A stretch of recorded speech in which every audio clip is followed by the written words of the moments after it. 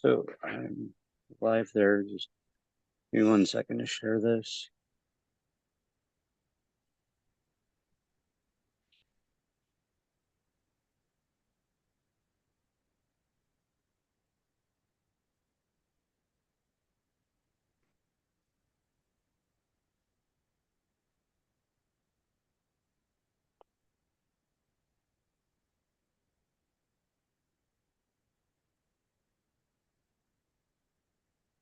Back to Zoom.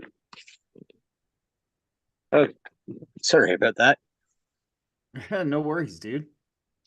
Yeah, it just like I said, still running this very redneck because we live in rural Alberta, and sometimes you just can't have internet. We just can't have nice things, Stephen.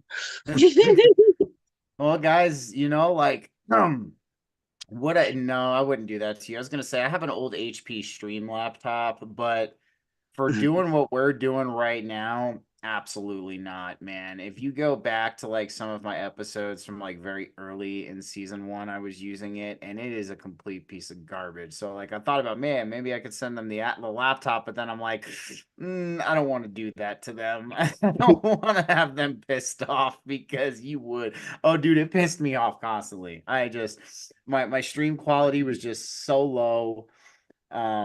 It constantly glitching out, and so I don't want to do that to you too. I want you guys to have something good. So All right.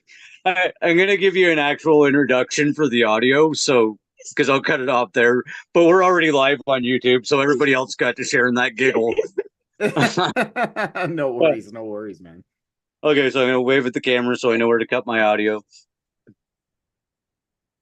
Welcome, everybody, back to the After Dark Show. I'm Don Rogers. I'm really excited to have back with me, actually, for the third time, somebody he's a fellow Forbidden Knowledge Network podcaster, and he's somebody I consider a friend and somebody would refer to as an intellectual colleague because him and I have had some of the most, interesting conversations since we've met that I just could not explain on and off the air. This guy has brought my understanding of things to certain levels that I could not thank him enough for. And it's really an honor to have you back, Stephen from BG Cast. Dude, thanks for all those kind words, man. I ditto. You're definitely a friend of mine. You and Spinja both, and yes, you are definitely an intellectual colleague. And thanks for having me on again. I really appreciate it, man. I'm looking forward to this conversation we're about to have tonight. Yeah. So, what I actually brought you on again for was to talk about an episode you did on your show, BG Cast. And if you guys aren't watching this, you're missing out. He did an episode on Wednesday that was just out of this world. And he had the leader of FKN, Chris Matthew, on. And it was just a complete straight fire episode. And like it actually coined a new catchphrase in the house, and I'm going to launch the show with it. And Spin just laughing in the background. So I know Chris likes to say, and this is full credit to Spinja because she came up with this. Chris likes to say, "Let's get weird." Well, Steven, let's get cheeky. That was off the cuff. That was off the cuff on that one. I had to think of some orifice or body part that was still stuck in a rabbit hole, and ass cheek was just the first one that came to mind. But I'm glad you guys enjoyed that. Because me and Chris, we know each other personally. We've hung out too, so that dynamic that we have when we're just sitting there chatting is always great. It's always fun. But no, man, I will always have an ass cheek in the Atlantis rabbit hole. I just will. It's just something that out of all the rabbit holes, I'm gonna be honest, I don't really, I mean, all the other ones, like, yeah, cool, don't get me wrong. um but to me, I feel the Atlantis one is one of the most important ones because it's a key to our real and true origins. It's to our nature and who we are as human beings. And that was always been one of the biggest things since I started on my spiritual evolution way long ago. At this point, that that's something I'm going to figure out before I leave this planet. 100%. I'm going to. It might take till the day I die. Don't get me wrong, but I will figure it out.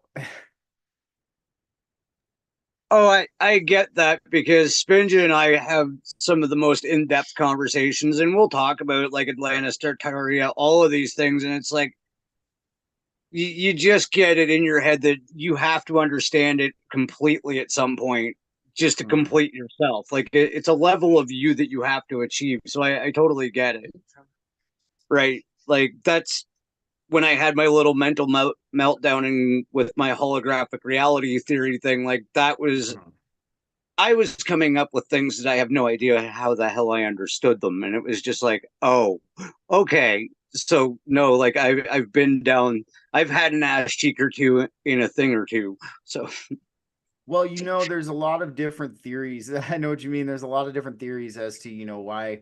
I mean, it's not like we haven't found evidence for it. Like, I think really the biggest piece of evidence we found was I mean, it's one of the only true pieces. I mean, there's other little things here and there. But we found the orichalcum off of that shipwreck in Spain.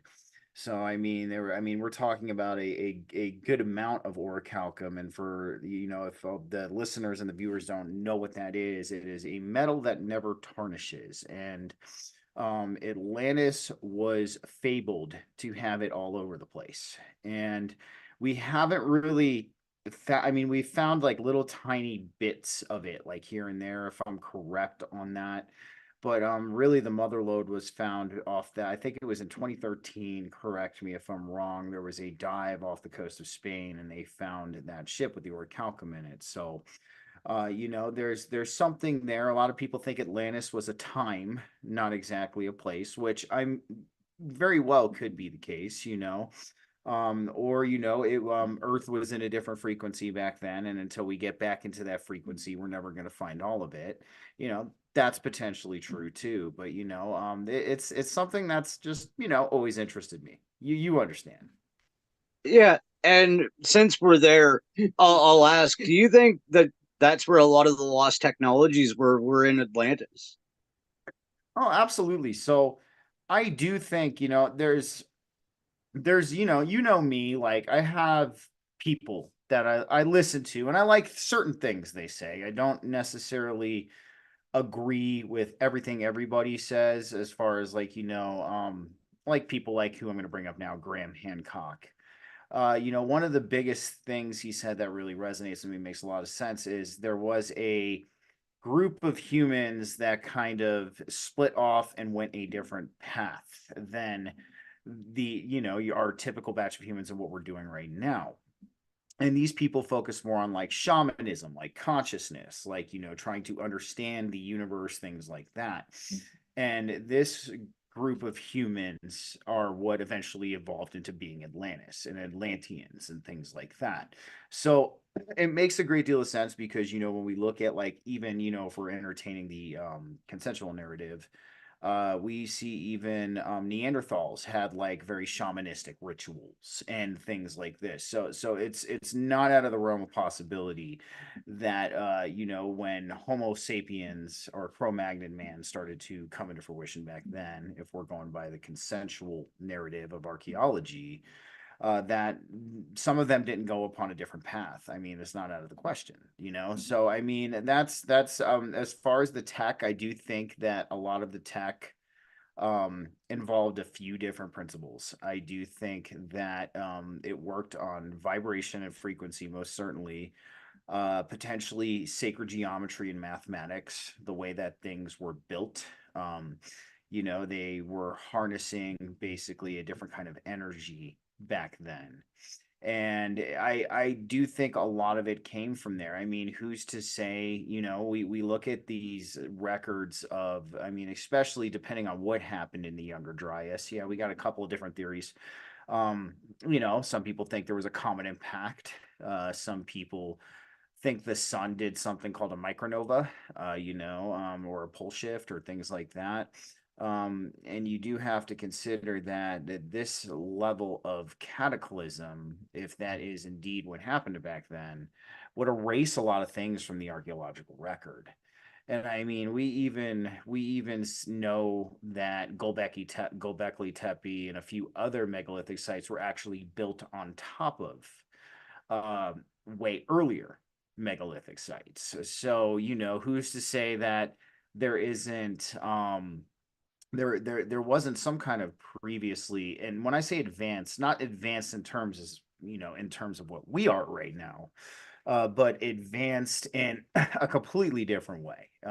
We're talking about I wouldn't say a completely different set of physics, but it's essentially the same physics. But I guess the difference is that in the wave particle duality, that batch of humanity decided to see things as waves as instead of particles.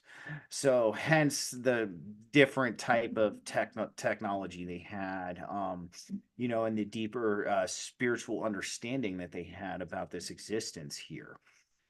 So it's that's why, like, one of my favorite people to check out on that, because he's an actual certified archaeologist, if I'm correct, is Michael Cremo.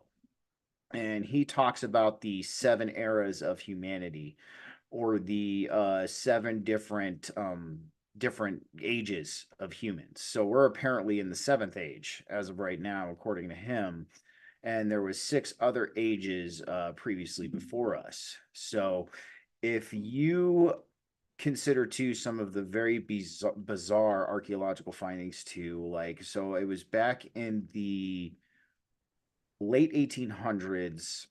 Man, it's been a while since I really looked at this, so everybody forgive me if I'm not 100% accurate, but I know you can find the story.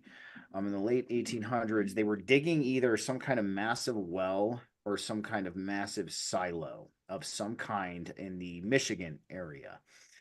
And they ended up finding a full and complete human skeleton 800 feet under the ground. So, if you go by the typical standard dating of geology and things like that, that's about 180 million years old. So, as far as we know, technically, there were no humans walking around 180 million years ago. So, and I mean, that's a huge dent in the narrative for archaeology at this time, because that means humans were walking around the same time as the dinosaurs. I mean, if we're gonna put it that way. So, it's a very interesting thing. It's not a black and white topic for me either. Because we get into, like, I do think we're in some kind of weird time spiritual weird thing going on right now, and that's really the best thing I can do to describe what I'm talking about. I haven't really been able to, I guess you can say, find a really good explanation for it, but I think we're in some kind of weird kind of time loop or something, time instance. And the reason why I think this too is because um there's a lot of things that are not syncing up anymore as far as historical information. I mean, and we're constantly finding, new discoveries that challenge the consensual narrative of, like, ancient humanity and archaeology altogether. So that's the best way I can describe it right now, I guess you could say. Yeah.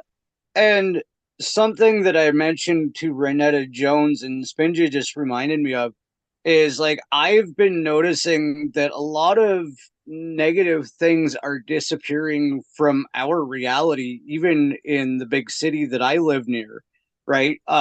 There was a black cube at 6 and 6 on display in public, right? It was Pretty this black, interesting.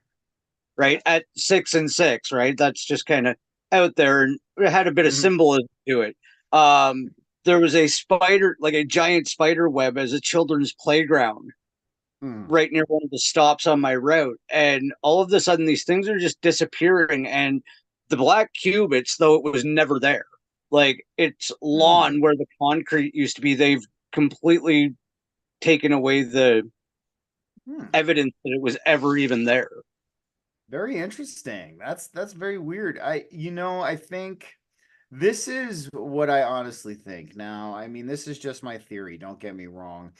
I do think that if there is something happening to the timeline, it's not something we're going to notice until like it's already happened. And I think that's because if there was something that occurred with our timeline and people were able to notice it, that would definitely cause some very interesting behavior.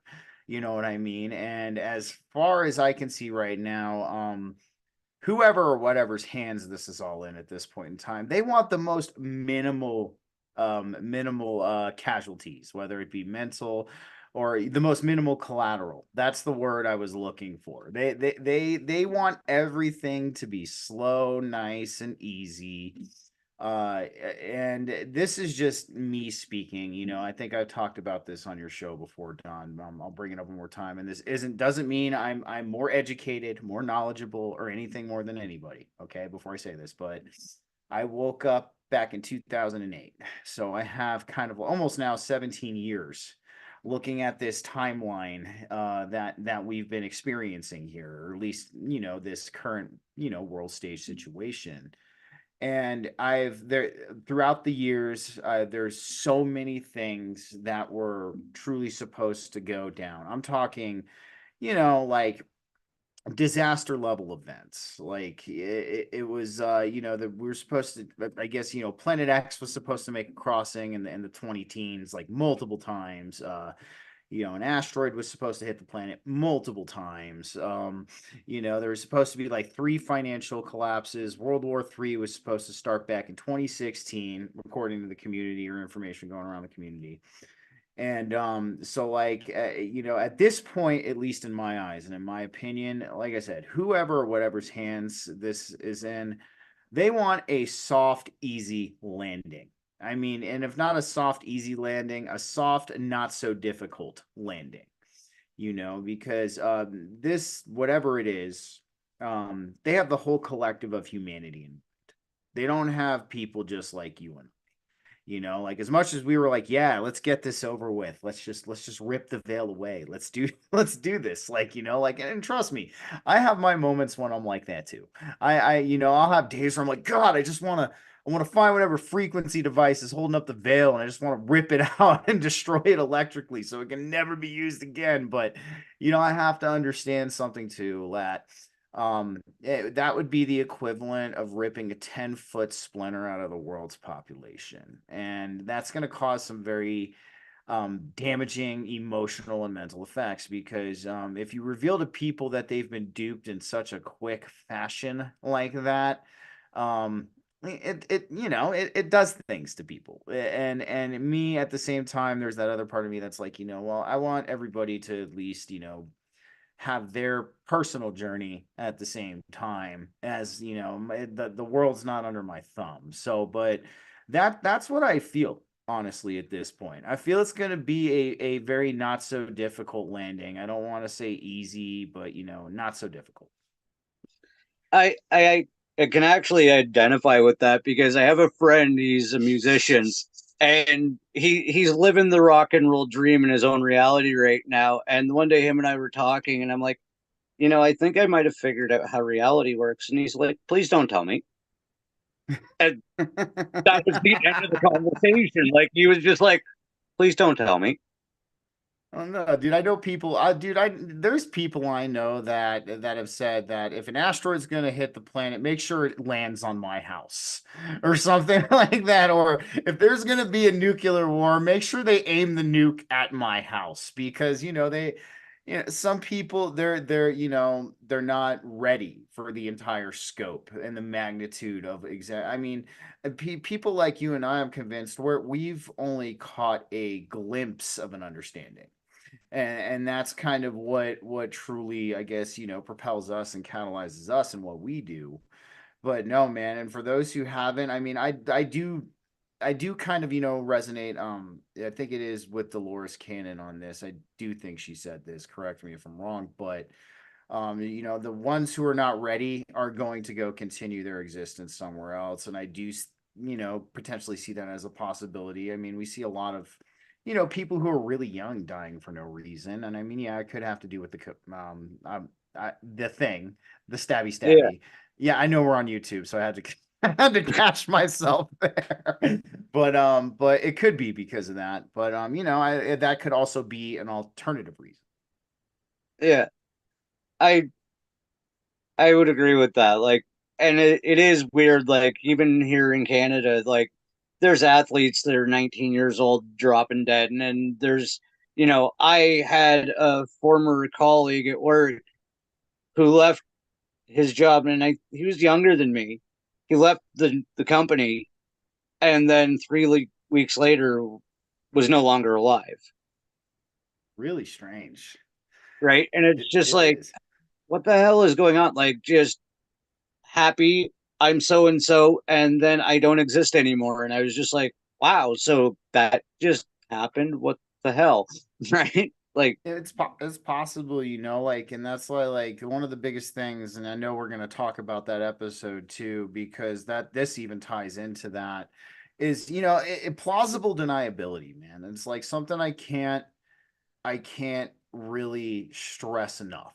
And that's how this all flies under the radar as much as it does to, people we call the normies, who partake in the mainstream narrative and things like that, is because of the plausible deniability. And whoever or whatever's hands this is in as well also likes plausible deniability. It doesn't want to lead us on to too much. So that's why, like, if somebody's done with their existence here and they got to go continue elsewhere, making them look like they died, nobody's gonna bat an eye. Nobody's gonna question that. Like, so that's kind of how it rolls. yeah, I think you're right.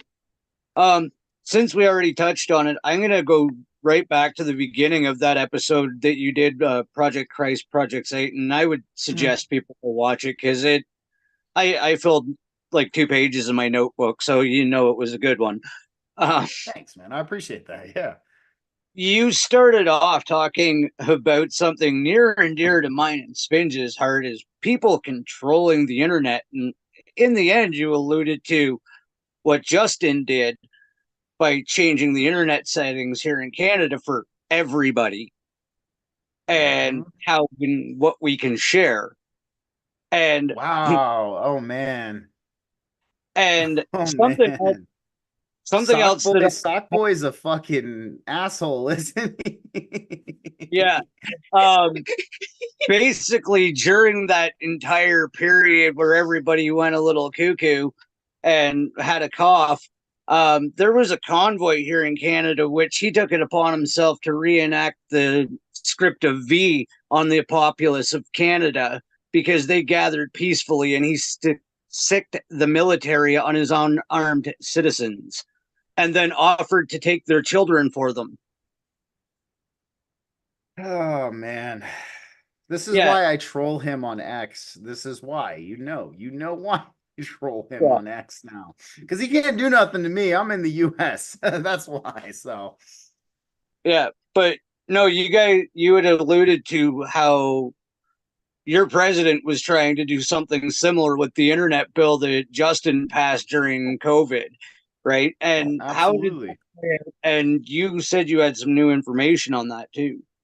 I actually do. So one of the biggest things I'm going to say, and a lot of people, and if you don't believe this, go see for yourself. This is the one thing, like, this you can very easily go take a look with your own two eyes if you don't believe what I'm saying. But the internet is being scrubbed. And I started to actually notice this. So I did a whole bunch of shows in season one. And I remember I started season two, and one of my guests was really interested in an article that I showed on an episode in season one. So I was like, yeah, let me go grab it for you. So I went to go grab it for him, and it no longer existed. And this was a pretty telling article. I don't exactly remember off the top of my head what it was about, but it was very telling. It kind of led on to a lot of things. So then I started kind of digging a little bit further. And then I started to notice that I couldn't find the complete three world wars letter. So if some of you guys don't know what that is, Albert Pike, a 33 33rd degree Freemason, I believe it was in 1886, if I'm right, wrote a letter that consisted of predicting the three world wars that would bring in the New World Order, or, the totalitarian global government that we all talk about in this community. And he predicted these with stunning accuracy. Very, very, and World War III is looking like it's going to have stunning accuracy as well because it's kicking off with Israel and Iran. So, this guy, I mean, if you can get a redacted version or a no, not a redacted, I would call it like more of a heavily edited, abbreviated version that you can find at this point, but the whole letter is no longer available. And then there was even the other day too. I was doing research for my pre-Nicene Rabbit Hole Part 4 show, and I was kind of researching the Q gospel. I find that very interesting on how this gospel is called Q. And then we look at the whole QAnon thing and how Q is such a huge thing right now. Very interesting. We're gonna put it that way. I don't know if this spawned the Q thing. I'm not saying I don't know, but I just find it interesting on how there's a lost gospel called Q. And then right now we have this, at least in my opinion, it's a psyop, this psyop QAnon that is going on. So I was researching, and a lot of these web pages on this gospel were deleted. Like it said, 404 not found, things like this. And it's happening, and it's happening under our noses. And actually, the big recent thing was the Internet Archive. um, Really strange on how all of a sudden, after Milton kind of bombards, the coast of Tampa, Florida, that this website gets taken offline. Now, a lot of people are claiming that it's maintenance, but for those of you who don't know what Internet Archive is, it is a website where you can find stuff like what I'm talking about here, and you can find old articles from the internet long ago. Um, and things like this. So what we're looking at, guys, is almost like Alexandria 2.0, in my opinion, at this point. It is basically the internet version of a book burning that we're going through. And they're doing it again, plausible deniability. We are being distracted as a population with all of these other things. I mean, look at what happened with the UN when Diddy was getting prosecuted. We have our focus in all of these other areas as a collective population, and I'm sure in Canada as well, Don. And so for them to do something like this without us noticing right off the bat, very possible. I think one of the biggest things that a lot of people discount is these individuals have a very depthful knowledge on human psyche, human consciousness, and human focus and what it does. Okay, this is what we're dealing with. So, I mean, it's almost in a sense a form of magic. Hey, look over here while I do this over here. And I mean, where people are falling for it time and time again. So yes, the internet is being scrubbed. You cannot find things that you could find even back in 2016. Um, Again, too, like even though I use it for reference in my shows, Wikipedia is practically the CIA. You know what I mean? And there's certain things like hard definitions I'll use it for because they have no reason to lie about that. But anytime you try to look up anything that's outside of the narrative, it is a propaganda piece, pretty much. Basically trashing it. They're not even being objective about it, which what Wikipedia was back in the day. Wikipedia, when it first came out, was very objective. It wasn't biased at all. So, and this is just something that, we need to be paying attention to, at least in my eyes. Now is the time to start saving things on external USB drives. If you find something really good, and it's really good, save it on something external. Like get it down because pretty soon I have a hard feeling, even in my show with Chris the other night, potentially what they could do is they could start attacking people like us, who are doing this research. And like you were saying, the United States can have very well potentially its own version of that V principle or whatever you were talking about. that doesn't allow us to share certain things or talk about certain things, or you know. So this is almost in this sense a kind of a key integral time to be doing that and save things. You know, and I work with this guy over. I ought to introduce you to him too because I've introduced you to Dave already. This guy Urban, he's a young kid. He's stellar at what he does. He has created these massive libraries of all this information, external libraries. So if in the off chance that you know we do start losing some of this information, it is on backup with him. So we're kind of already getting all hands on deck with it. That's awesome. And I don't know if this is an urban legend or not, but it's kind of off topic, but kind of on topic. Hmm. I heard that somewhere in a server on Minecraft, somebody has literally written the book, like ancient texts, out and has them hidden in the game. Dude, you know what? I dude, I'm telling you, I would not be surprised if that was the case because you know, there's a lot of people who have there's I'm sure there's people who have knowledge that, you know, that people like you and I are looking for 100%. And you know, you also have to take this into consideration. I feel like with the internet, you know, and gaming consoles because they have circuitry and they run off energy. There's an as above, so below concept to the spirit realm. I mean, you know, we look at a lot of circuit boards, how sigils and circuit boards look eerily similar. You know, and we're talking about two realms of energy, right? So who's to say that it's not possible that the spirit realm could imprint the internet realm of some kind? You know what I mean? It's this we're you have to look at the commonalities between it to really understand that because like I said, we're dealing with two realms of energy. You know, you have the spirit world realm of energy, we have the internet realm of energy, right? You know, we have these circuit boards looking like sigils, you know, and this is, you know, you've seen the episode too, what I talk about looking at your reality through a symbolic lens. In fact, before the end of the show, I found a really good way to explain that. And like, I found an even better way than the episode, and I'll tell you and Spinja about it for sure. But no, man, it's very possible. I wouldn't doubt it. I think you know, if somebody did do that, I want to find it. I do have Minecraft. I do have an Xbox One I haven't touched in a very long time. So you know, you might have sparked my curiosity on that one now. Yeah, just something you might want to look into. But No, for uh, sure. Yeah. before we get further, uh, can you give basically a 101? Like, I love to give the basic for people because I just woke up last year. Like, you already know Oh that. yeah, of course, of course. Yeah, yeah. What is the invisible college? So the Invisible College, for those who are interested and want to get to understand it, there's actually a book called The Invisible College too, talking about the very same thing. You guys should definitely give that a read too. But it is the collection of secret societies and intelligence agencies and those who are at the top of the pyramid that basically manufacture the mainstream reality.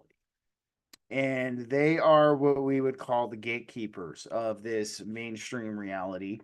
And they are, you know, I don't know if all of them are in this realm or this dimension per se. I'm not sure. But no, they are the gatekeepers and manufacturers of the mainstream reality, the mainstream narrative, and they are the ones that, you know, those are the people that target people also too, for those who are, you know, who have felt like they are a targeted individual. That's what these people are. So, and again, you know, they stay under wrap and key using plausible deniability. Like I said, this is literally that's literally the two words of the year in my eyes. So when it comes to you know kind of cracking all this because that's the biggest thing. And they, you know, manufacture mainstream narratives. They manufacture the focus. They manufacture events to sway the opinion of people, the focus of people, like kind of we were talking about earlier. And they are, I don't know, they're very strange in how they operate. In some ways, they come off as they're trying to benefit us, but at the same time, it's a almost like the when they say they come off as they want to benefit us, it's like a benefiting a redheaded stepchild. That's how that's how they treat us when it comes to this. So that's really the best way to put it, but that's what it is. That's what they are. And it's not just the Masons, it's not just the orders. It's not just the CIA, it's a global collective that they work through. And it's very strange. I'm convinced they have some kind of technology that alters reality. I can't prove it, don't get me wrong, but I'm convinced there's something there. I mean, they can alter technology. I mean, there's reports of them calling people from phone numbers that they know and impersonating somebody that they know, and then they'll talk to that person later, and that person never called or had that conversation with that person. Weird things. So, potentially the ability to mess with your surroundings also. So I mean, and that's really their thing is, they don't see you a threat unless you threaten their plausible deniability. And if you have some pretty hard evidence that against their plausible deniability, what's going to happen to you is you're going to get harassed, and potentially you're going to end up in the witness protection program, which is where when people die, quote unquote, they go. And that's really what I was even talking with somebody about Diddy, just even entertaining that. I said, yeah, if he dies or he gets locked up, he's going into the witness protection program. That's where he's going. He's not spending a real day in jail. That's just an act, and that's just a show. Yeah, I I think you're onto it there as well. And they all just disappear or go to special jail. We know. They go to this Um, island, very remote area of the world. They might get some plastic surgery and just to kind of, dull their appearance a little bit so nobody knows who they are. And they will continue to live their life in this new image in this very remote part of the world until they die. yeah, that also with what you were talking about with the ones the controllers will call them. That actually brings us back to your episode with Project Satan. Do you want to give the 101 on that, because that Mm-hmm. just blew my mind? So what Project Satan and Project Christ are is their hypothetical mapping softwares. Now, but here's the thing though. Even though they're hypothetical, at the same time when I start to describe these to you, we can already kind of see these being implemented in the global population and what's going on with us. So what Project Satan is a mapping software that is designed to commit something called menticide. Now, what is menticide? Menticide is killing the consciousness of entire populations. Okay, now listen to what I just said there. Killing the consciousness of entire populations. We look at what's going on right now in the world, even into a global effect, and the consciousness of this entire population, they are attempting to kill it. And we can see that it's happening pretty much on every single front they possibly can. And what Project Christ is the mapping software that is used to find individuals like you and I, those who do not agree with the mainstream narrative, do not agree with the bullshit they're feeding us, basically. And so there's actually in that article that I talk about on the video, and I'll resend you that link so you can post it too. There's actual Harvard studies and linked sources to certain programs where they have tested this out and they have kind of done drills with it and implemented drills with it. But one of the biggest things we see, things that are drills that go live, especially when we talk about events like 9/11 or potentially the you know what I mean. And So, but that is what these are, and like I said, we can start to see them being implemented. I mean, we look at, I mean, we can even see in organic versions. I mean, yes, when we're talking about what would be the real Project Satan, um, it's a software that's supposed to be uploaded into your brain, which kind of makes you question Elon Musk Neuralink. You just kind of want to look a little bit closer at that. I know people in the community who are considering getting it, and I'm looking at them like, "Are you serious right now? Like, why? Why would you do that?" And a few of them are saying, "Oh, it's because I have health issues," and I'm like, "Well, dude, if you start taking care of your health." Like maybe because a lot of those people who have health issues aren't necessarily taking care of their health. Um, but we can see the organic version, and like, I mean, look at the fluoride in the water for one, what that does to the IQs of people, how it lowers IQ, and how it causes the calcination of our pineal glands. What else? It causes actual calcination of the thyroid, or calcified thyroid gland as well. Look at the music industry, look at TV, look at all of this stuff right now. Why do you think there's no original ideas? Why do you think everything's a revamp? why, why? This is so we're already in a lot of ways when we look at what Project Satan is, we can see it's already being implemented in an organic fashion. I mean, or something like it is being implemented in some kind of organic fashion, right now. And, Project Christ, you guys talked about prosperity with me a few times. And of course, like people like you and I are on some kind of list. I mean, especially me, I'm probably on like 15 lists at this point. Like, you know what I mean? So it's like there's organic versions of this being implemented. So the biggest question, or the biggest thing, is like, what's it beyond them to take it to the electronic level? It's not. You know what I mean? And that's why I think people need to be extra discerning with things that connect our brains to any kind of internet at this point in time. Um, and I know a lot of people are want to die on the Elon Musk hill. They fucking love the guy. They think he is the most altruistic, beneficial benefactor of the human race. And at this point in time, and free speech and everything. But one of the biggest things we have to understand, that if you are on that magnitude of influence, we'll put it that way. If you are on that magnitude of fame, you have that big of a platform, you have this, you are in on it some way or another. And because you're not allowed to get there unless you're in on it one way or another. That's the thing. And like a lot of people, and I'm sorry to really kill, because I know a lot of people love Russell Brand. Like, there's so many people that are heartbroken right now because of the whole Diddy thing. Um, that they think he's going to get implemented. Guys, you need to get it through your heads. He's potentially in on it too.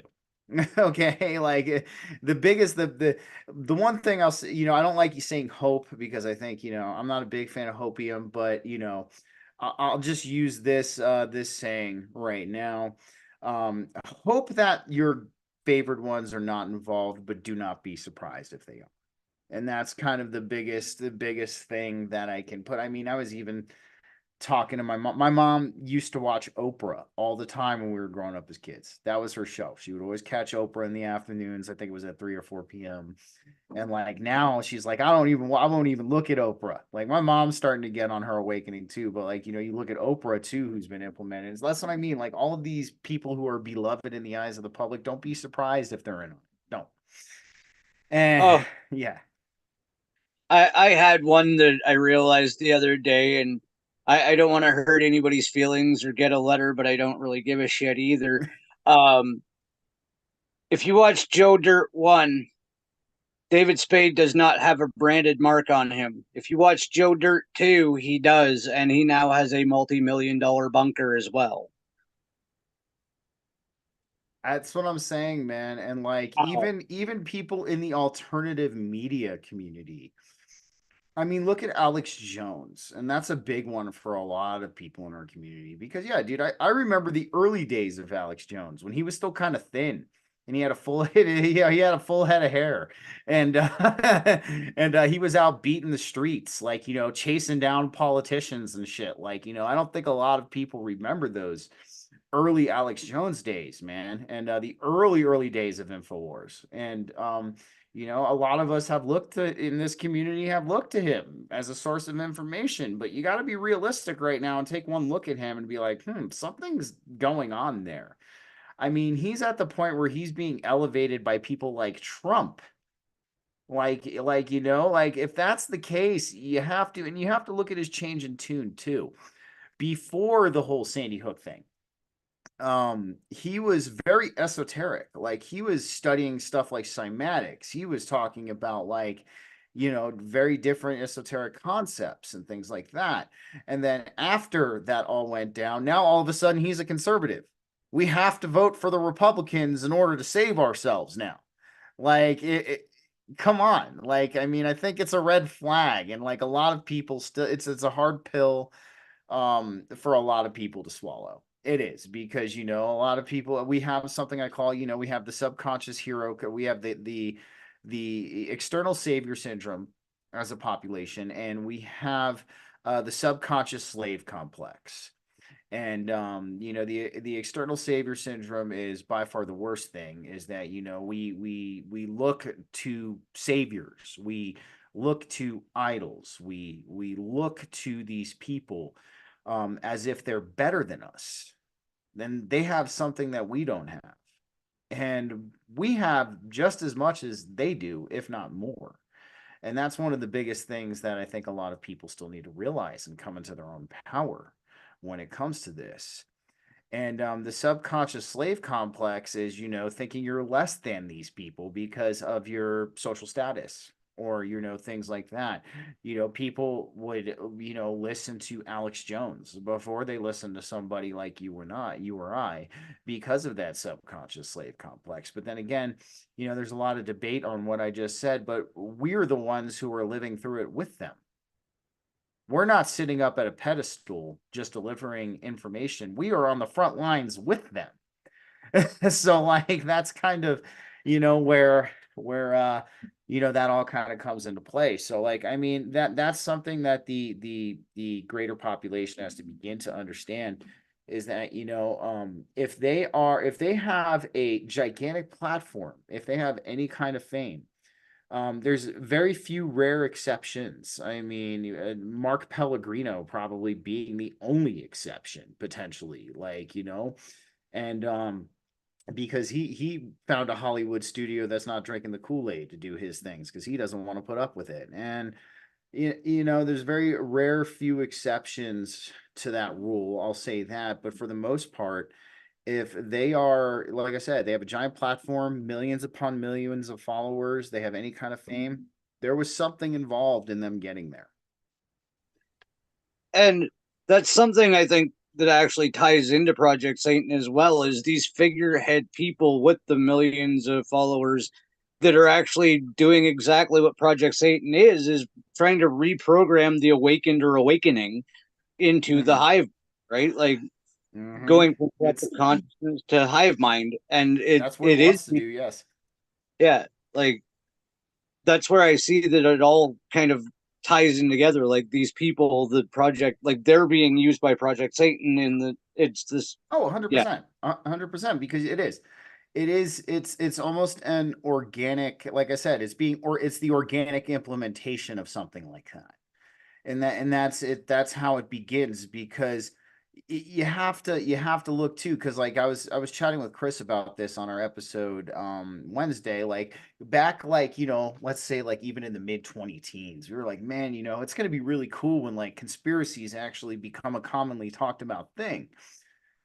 And I'm looking at myself back then and going, man, you had no fucking idea how bad of a statement that was. Because now that conspiracies are mainstream, they control the conspiracies. They control that information now. And what's happened because of this is now that the surface level stuff, like we're talking, like I was saying on Wednesday, a very thin layer of icing on top of this gigantic cake. I'd even say it's a wedding cake, a 3-layer wedding cake we're looking at this point. Because but the surface level stuff is just that tiny ass layer of icing. And now that that's acceptable, now we have human psychology coming into play too. We have mob mentality and groupthink. Like, now that, and that's why, like, if somebody like you or I comes along and it's like, hey, like, haven't you thought about this? Because now the surface level stuff is acceptable and they have their mobs over the surface level information. And here you come with something from maybe in the first or second layer of the cake that's not the icing. They're gonna oust you. They're gonna, oh no, you're full of shit. You're crazy. It's the same human condition, and they play off that too. They play off that. And do I think that's part of the menticide? Yes, because even some of the stuff that's coming out, I don't know if Chris sent this to you, but there's people saying that Steve Buscemi is playing Kamala Harris. Like right now, there's like a whole I know. I fucking know, right? Like it's got to be satire. I hope it is, but like there was the Steve Buscemi playing Kamala Harris. That would be something interesting. But no, man, that's what I mean. Like we're the meticide's even happening in our community, man. Like people are, jumping on things. Like, I was guilty of it in the past, like, too. I mean, I can't give too much shit about it, when I was first waking up and stuff. Like I jumped on some stuff, but it's like one of the biggest things that we have to have, at least with that, is some level of discernment. Like there is some silly shit they're putting out on purpose just to even discredit us even further, and like to make us look crazy or, and that's pretty much what it is. And, but it's happening, man. I mean, you even look at, I mean, even in the consensual narrative, look at Kamala Harris, like, look at her like in the way she talks and just like she's literally got nothing but hot air in between both of her ears. I don't know if there's a physical brain there or not at this point, but that's kind of, but still, dude, that's all ties into the mental side. That it all ties into people thinking this is normal. Well, if somebody thinks that this woman is normal and has her wits about her and thinks that she has the capability in the consensual sense to run a country, then we have to look at those people. Like, you know what I mean? Is this a product of the menticide? People are just willing to take whatever comes their way. Like, so it does. It all ultimately ties in, man. And like I said, we can see organic implementations of this already occurring. So who's to say that once something like a Neuralink becomes widespread, or something like that ever does become widespread? I mean, who's to say that it won't get taken up to the next level? Oh, I could foresee that coming because I see it all the time, like with these people with the Oculus goggles and shit, and they're walking their robotic dog. It's like you're the first dumbass that's gonna jump in that pod when they install it in your apartment, aren't you? You dumb piece of and you just can't because it's like no, you're not allowed to say that to normal people. And it's like I see you. You're just gonna crawl into the fucking pod, aren't you? Like, sorry, Did that you? was my. No, you're good. Did you see that Elon Musk he released the humanoid robots? They're alive now. They're called the Optimus. And he released them at a I don't know if it was like at some convention or something like this week or whatever, but he released, or whenever it was, but he released the Optimuses, and I just think because of Optimus Prime, I'm like, what a fucking choice of name.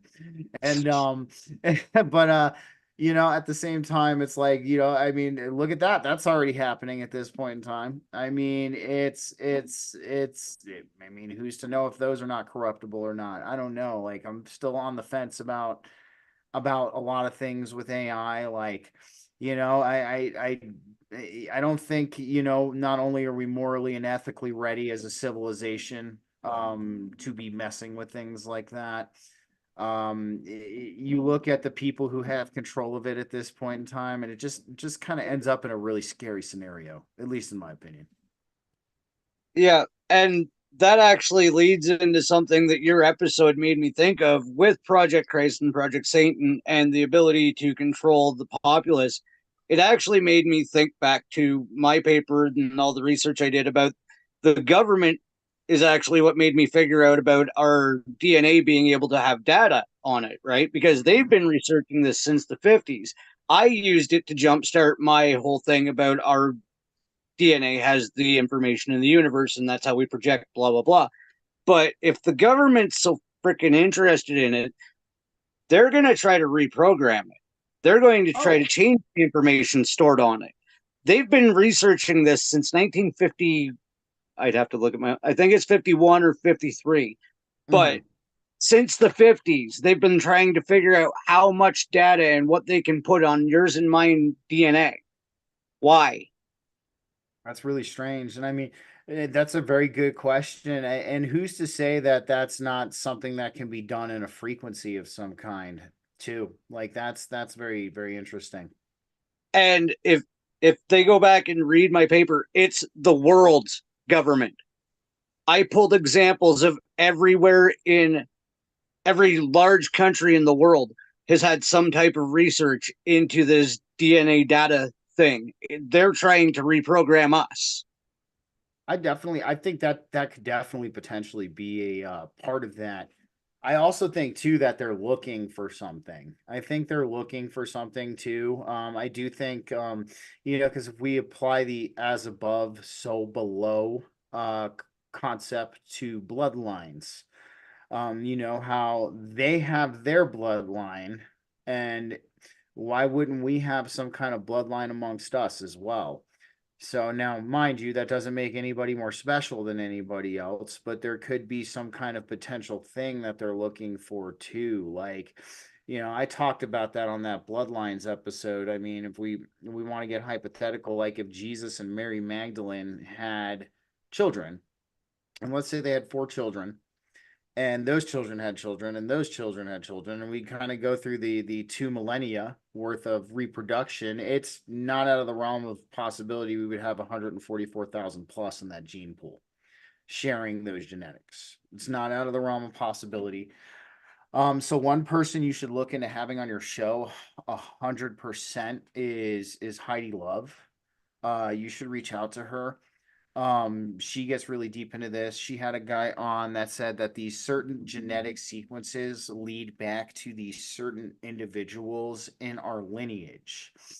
So like for instance, if you have this specific genetic sequence, you're related to Enoch's bloodline. If you have this kind of, and they have this information and they have this knowledge, and they're that's why I think there's something very interesting going on with time and the timelines, because how could they have that knowledge unless either something gave that to them, or there's something else potentially going on.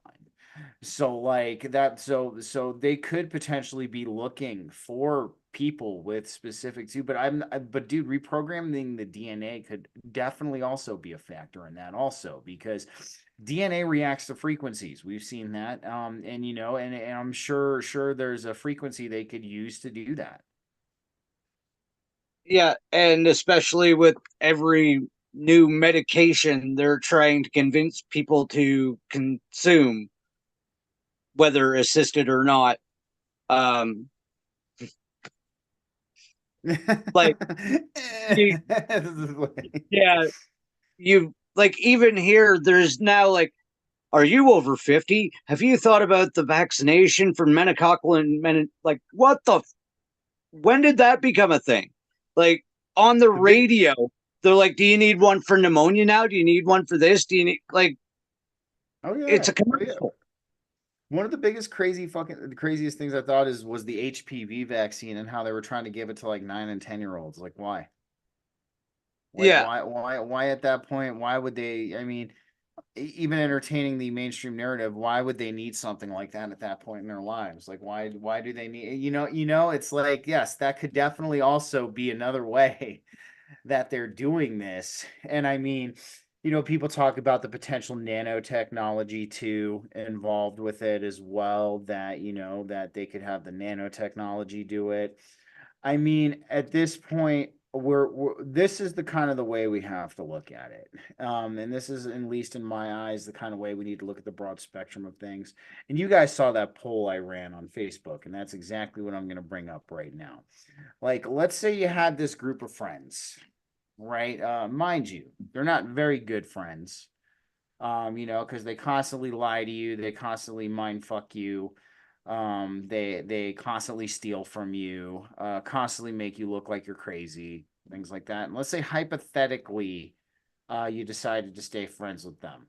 And the reason why you decided to stay friends with them is because they said, if you don't be friends with us, everything's going to go crazy, right? Or, people are going to be crazy and everything's going to be nuts if you don't stay friends with us.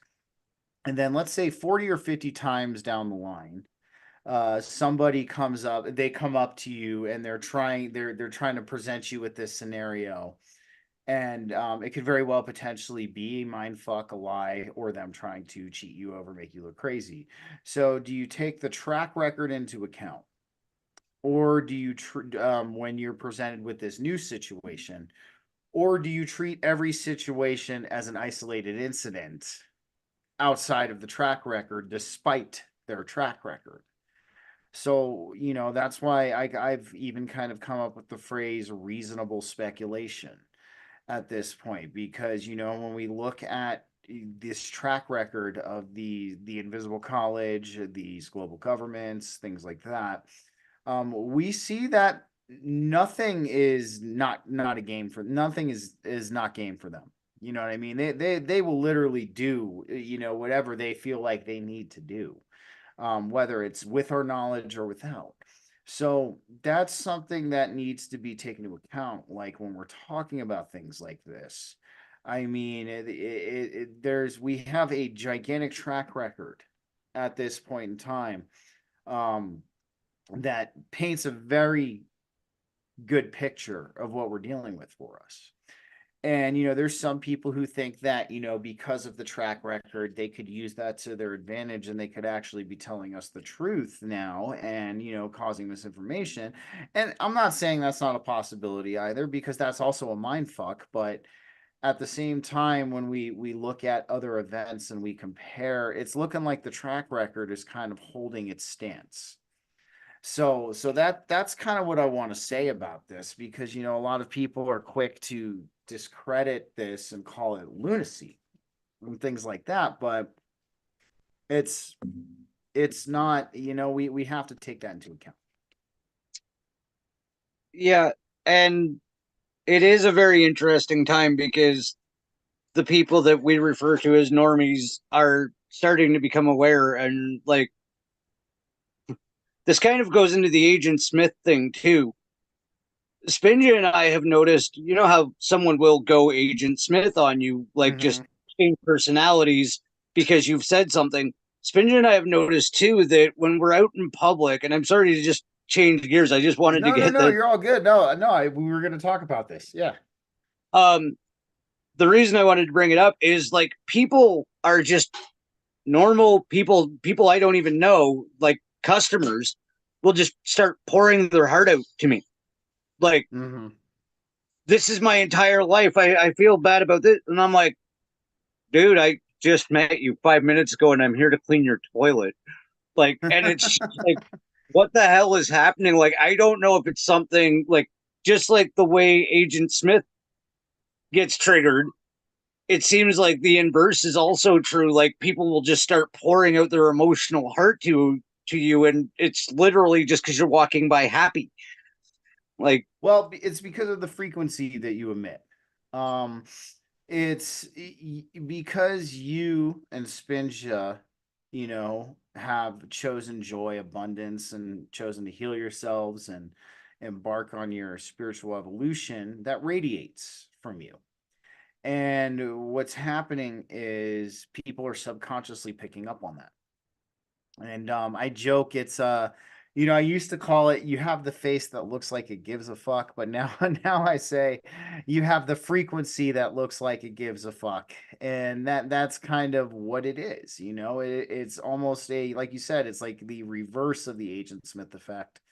People, I've had it happen to me too. I've had people come up and talk to me, just out of nowhere. And even one time too, like this was a really weird one. I still question this. I walked into the gas station by my house that I normally frequent, and the guy there's this guy in there talking conspiracies with the cashier, and you could tell the cashier was like, holy shit, like fucking, like, what is this guy trying to tell me? Definitely not, like, but as he was saying that, he turned around and looked at me directly in the eye and goes, you know what I mean, right? And I was like, how did he fucking know? And was like, how did he know? I was like, there's this, how did you know? And it's like, but that's what it is. It's when you embark upon your spiritual evolution and you start to heal yourself and you start to search for the truth, to the nature of yourself in this existence, it emits a frequency and people pick up on it. That is so true because we were in Drumheller. Was it last weekend? 2 weeks ago. 2 weeks ago, and we were at this metaphysical fair. So we had rented a hotel room because there were several things that we wanted to see and do. It was a 2 day event. Mm-hmm. So we're it's legal in Canada, so we go off to smoke something before bed.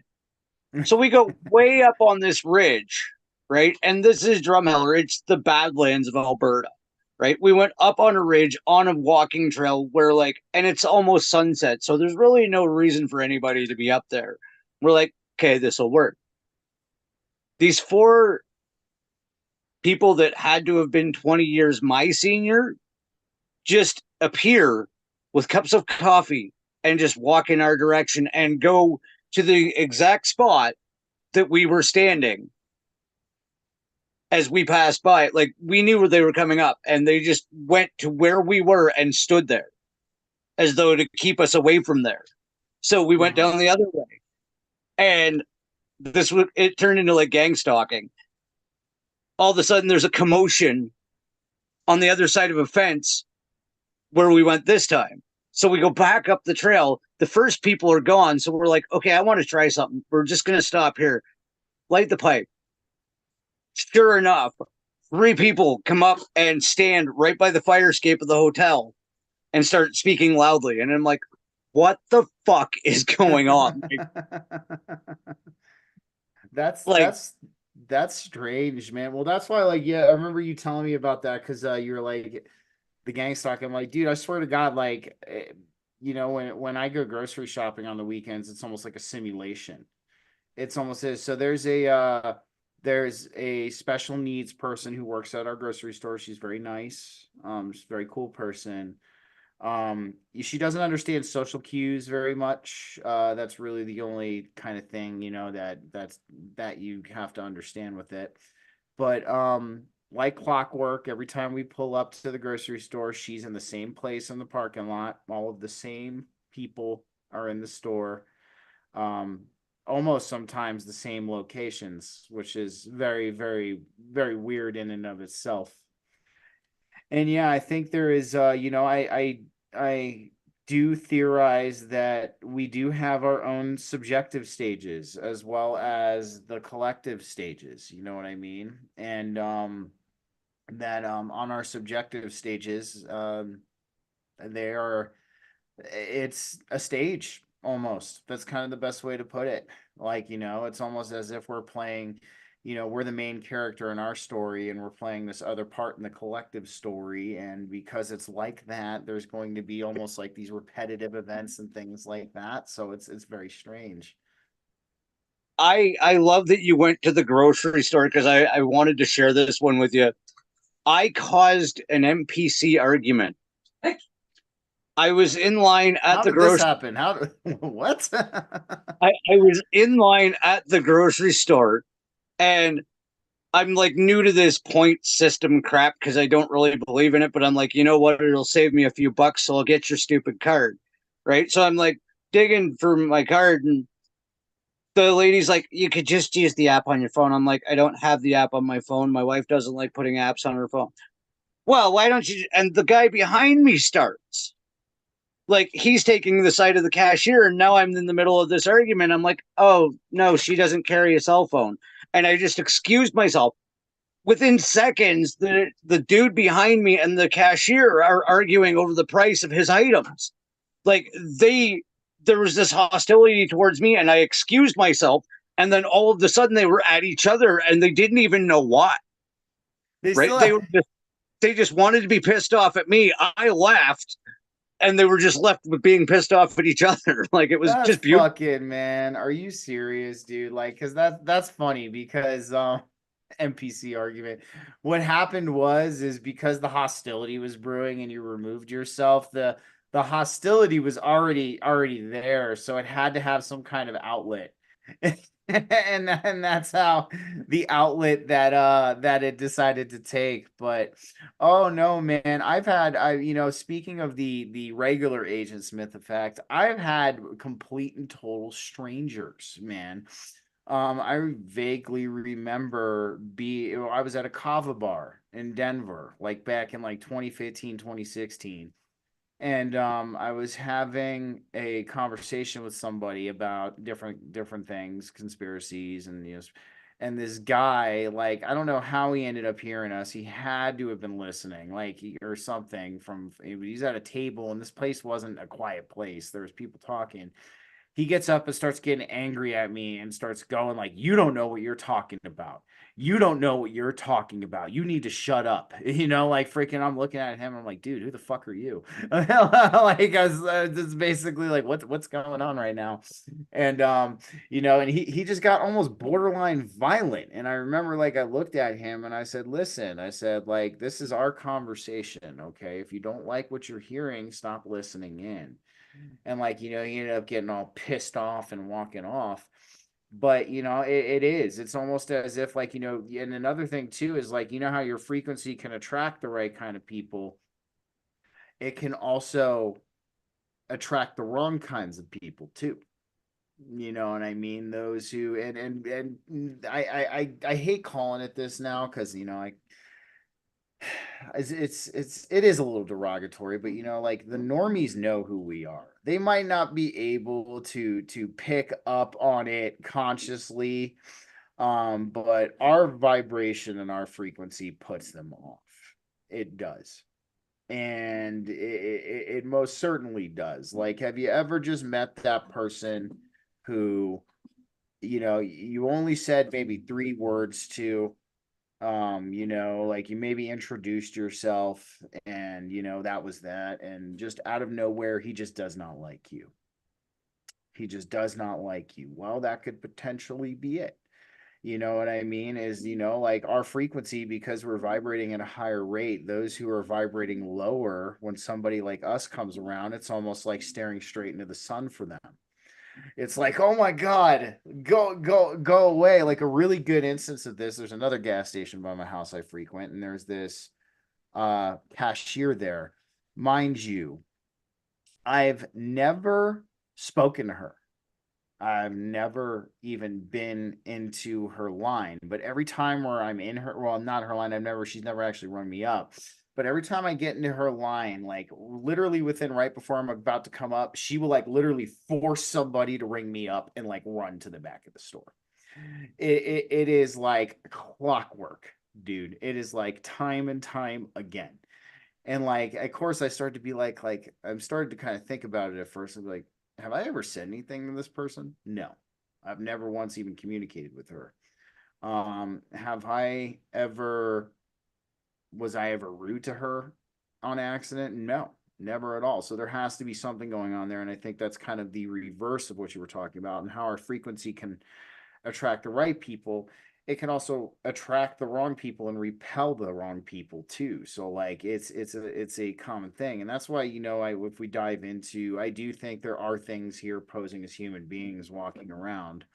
Um, but if you attract them, of course that's attracting the wrong kind of person, or the wrong kind of being, I should say. So I mean, it's nuts, man. There's a lot of things that we're trying to kind of formulate into words.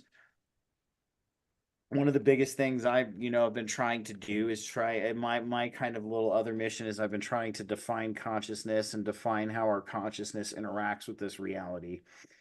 And when we're discussing a lot of this stuff, man, it's a lot of it's feeling and instinct, and we have to find these ways to filter that down into language. And it's like the language is flat sometimes. Sometimes when we're trying to do that, it doesn't do the magnitude of what we're talking about justice, if you understand what I'm saying.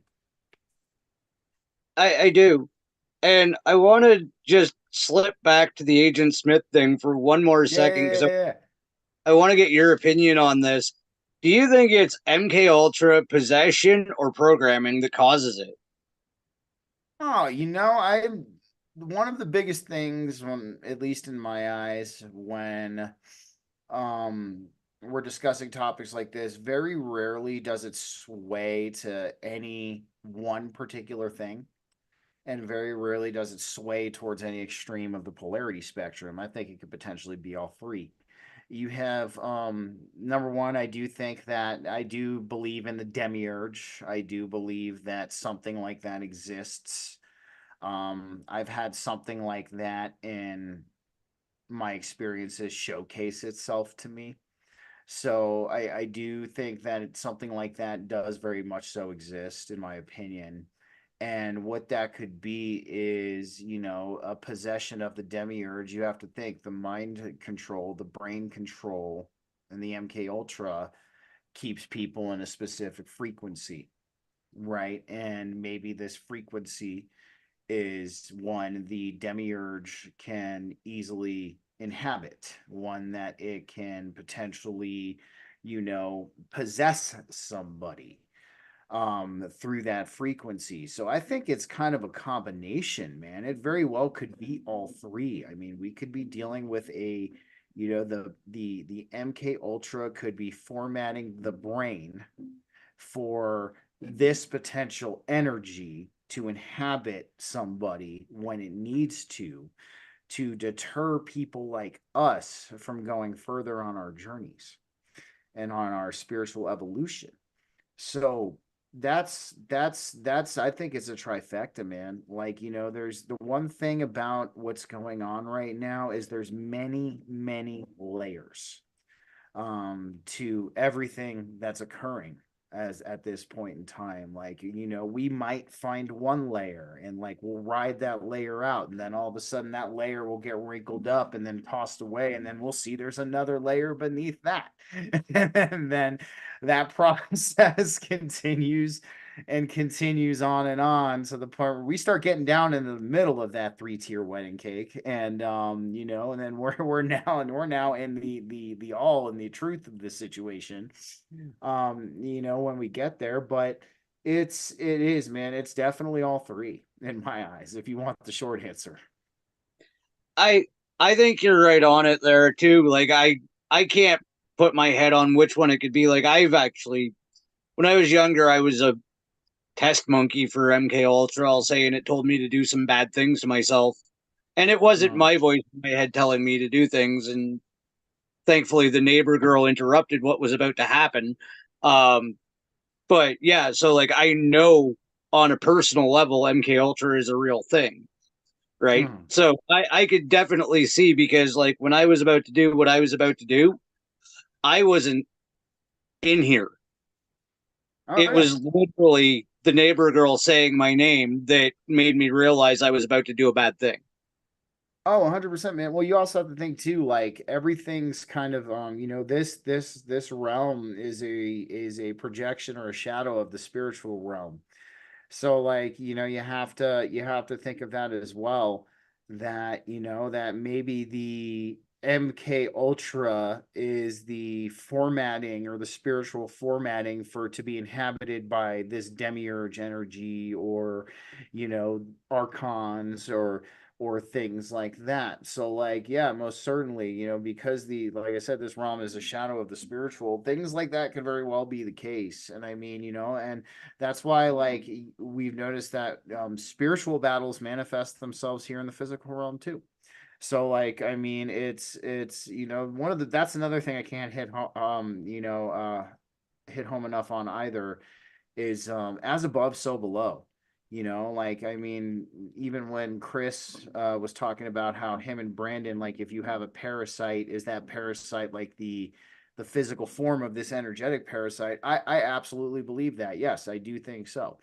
And so that's something, when we're also looking at these concepts, that also needs to be applied, at least in my opinion, because that kind of helps us start getting to that deeper layer of where we need to be looking. So, by the way, let me read to you real quick for you and Spinja, um, that thing to help you understand looking at your world through a symbolic lens. So there was this meme that I looked at today, and it just made me think of you two because you guys really liked that episode number one. And also, too, it's a good way to help start explaining this. So, listen to the universe. It's always whispering messages through songs, dreams, numbers, animals, thoughts. Everything is connected. So, look at what that just said. So that's also viewing your world through that symbolic lens, is looking at the symbolism in those very little simple things, because in those very little simple things, the divine is speaking to you. And I thought that was a really kind of cool add-on to that. And I might do a second episode now on that just because I found that. So No, that was really cool. You actually made Spin just snort, so that was very well received. Uh, so we've been going almost an hour and a half. I know you and I actually both have something, I guess, simulcast or whatever you want to call it, coming up Oh Wednesday. yeah. By the way, I need to warn you, and I love this about her. Don't get me wrong. Sarah never answers a question directly. Yeah, So just get ready. I love her to death for it though. She's great. She's great. She's honestly, man, like this is there's not a whole lot of people I say, that I truly, have looked up to, and they have helped me really in my spiritual evolution so much, but her, dude. Like straight up, she's one solid human being. Like there is not a bad thing I could even think of about that individual. And that's saying something, so like I'm really looking forward to that, man, and I'm excited for you too. yeah. And again, I got to praise you because you kind of put it together. You were like, well, here's her email, shoot your shot. And I did. And I'm thanking you on a personal level because everything you just said stands true for me as well. Because, like, I found her because Spinja found her through your show. I had Mm-hmm. no idea about who she was. And then it was just like, I need to learn everything this woman is about to say and more. Dude, she Right? is like, and don't get me wrong, like, I give all of us credit where it's due. We're relatively good at explaining these things on a level that people can understand. Yeah. She is what I would call the master of it.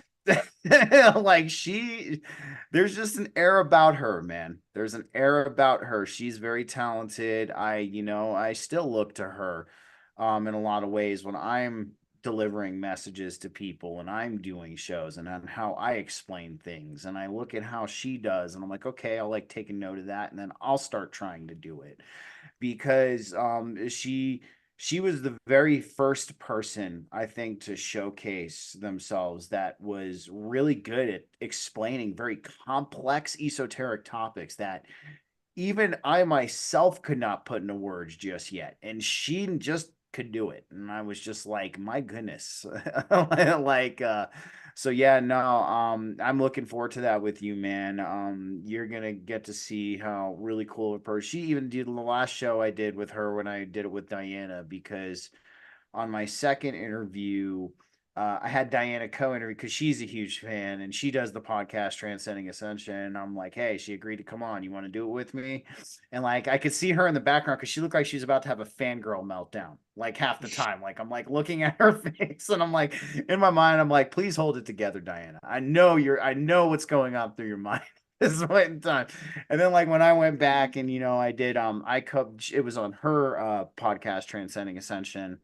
We did the swap cast there. But dude, she hung out with us for like an hour after the show and just chatted with us. Like she's just the most solid human being like I think I've ever met, like hands down. So like you're in for a treat, my friend. Yeah, and I love the build up to this because we haven't actually said it. Steven and I are interviewing Sarah the Alchemist Wednesday at 7, Yep, and we will it'll be there. so Absolutely. that is going to be absolutely phenomenal. And thank you so much for setting that up. Oh, of course, man. Anytime. Like one thing about me is I I'm not a gatekeeper, man. Like I want to see all of us succeed. I honestly do. Like I want to see all of us succeed in what we're doing. You know, I want all of us to be able to have these amazing wonderful conversations, these amazing wonderful experiences that we have when we have these conversations. And like who am I to stifle anybody in that matter?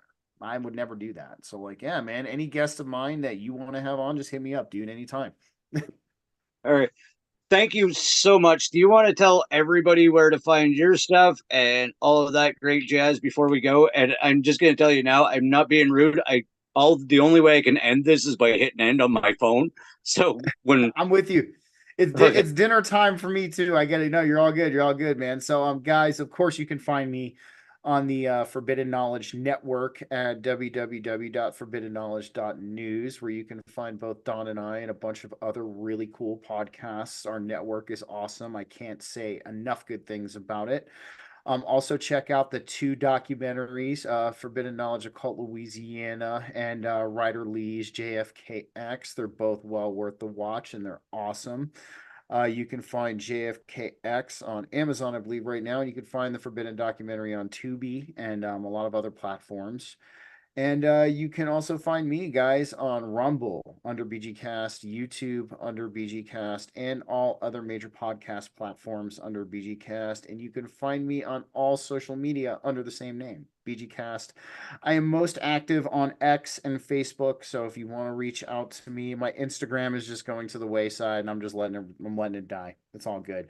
But you can I'm most active on X and Facebook. So yeah, hit me up if you want to chat or you want to be a guest on the show anytime. And thanks for course, Don. This was always awesome. It is always a pleasure being on your show, my friend. thank you so much. And thank everybody for watching and listening. And go outside because it's a lot nicer than